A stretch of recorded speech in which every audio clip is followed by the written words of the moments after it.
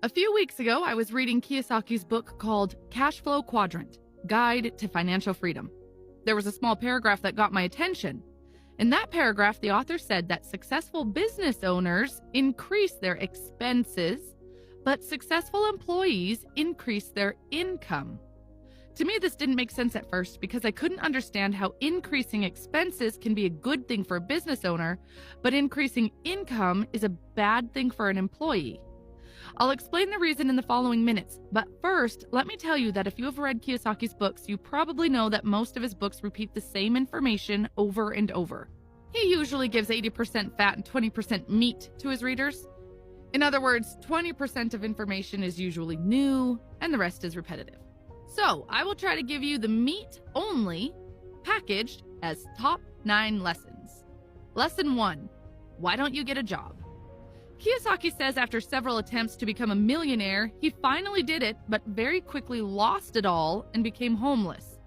He was forced to live in his friend's house and barely had enough money for living expenses. During those hard times, he would often get this question: why don't you get a job? Even though he and his wife both had enough qualifications to get a nice job at many companies, Kiyosaki says he always refused it because he never wanted to be on the wrong side of the cash flow quadrant. Most likely you already know Kiyosaki's cash flow quadrant, but let me quickly summarize it. According to cash flow quadrant, people are divided into 4 categories depending on how they earn their money: employees, self-employed, business owners, and investors.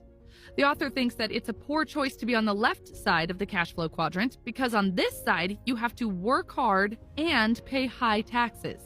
Plus, if you want to become rich, then it's very, very hard to do it on the left side.